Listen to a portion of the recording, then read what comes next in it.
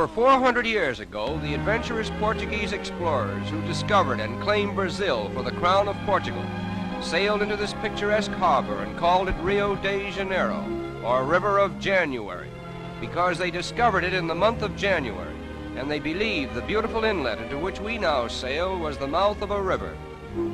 As we pass within the shadow of this gigantic promontory, known as Sugarloaf, we wonder if the white men who first saw it could have dreamed that it was destined to become the mighty sentinel of an enchanted metropolis with a population of over 1 million inhabitants and a reputation of being the most magnificent city in the world.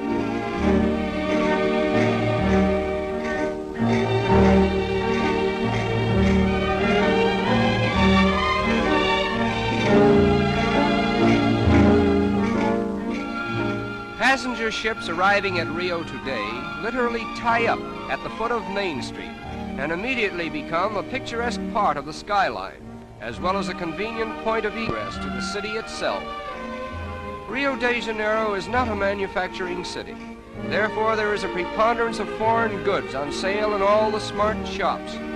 Nevertheless, foreign influence has not changed the strong allegiance which the Brazilians have for their native continent. They proudly proclaim themselves South American, and they very much resent the North Americans' alleged monopoly of the word American.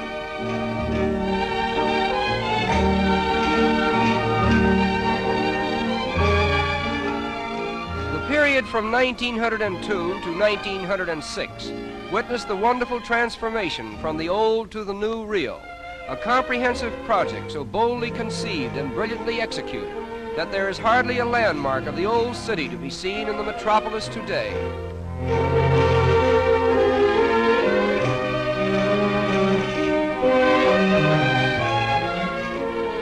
The most unique feature of the clean and spacious streets is the decorative mosaic work that adorns the sidewalks. Almost every block has a pavement with patterns so individual in design that one could find his way about the city by becoming familiar with them.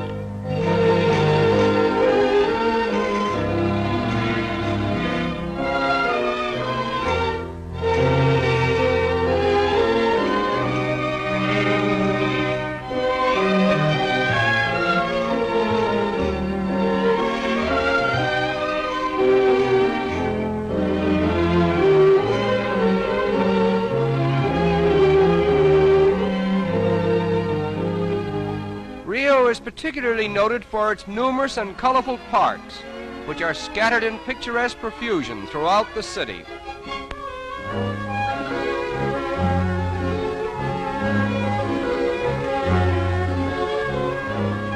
In 1808, the King of Portugal was forced by Napoleon to abandon his country and re-establish his throne in Brazil. When he arrived in Rio, he brought with him, among other things, the first tiny sprouts of the famous royal palms, which he planted here. It was decreed that only members of the royal family might have the privilege of cultivating this particular species of tree.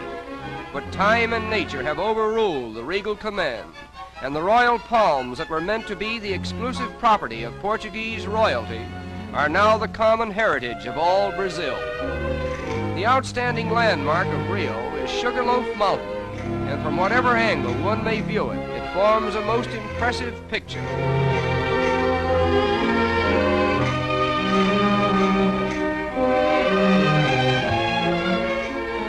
Swimming is one of the most popular sports in this pleasure-loving city. Consequently, many attractive swimming clubs have been erected along the picturesque shoreline. The architectural designs of these clubs are unusually distinctive, and many of them are actual reproductions of famous institutions in Spain and Portugal. Among the many fine boulevards in this city of splendor, the most beautiful is the Avenida Beira-Mar, with its marble promenade encircling the waterfront for a distance of 5 kilometers.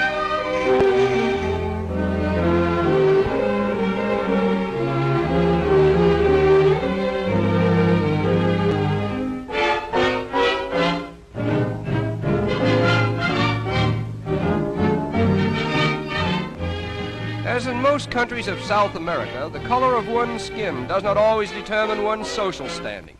As a matter of fact, the racial color line seems to be so thinly drawn that it has become a haven of toleration for all races. Nevertheless, the Portuguese language still prevails.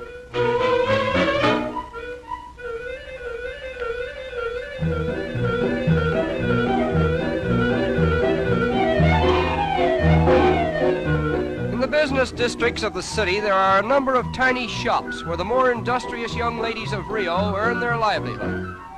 This is called the butterfly industry, in which the colorful wings of butterflies are immortalized by an art that was inaugurated here many years ago.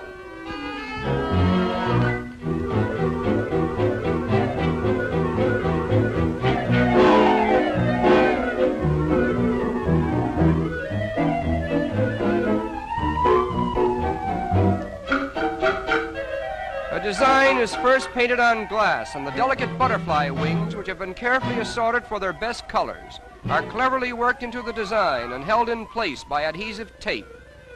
Another layer of glass is finally placed over the tape, and the wings, thus preserved, will hold their lifelike colors indefinitely. There are over 700 different species of butterflies in Brazil, and they are much larger and more colorful than those of North America and Europe.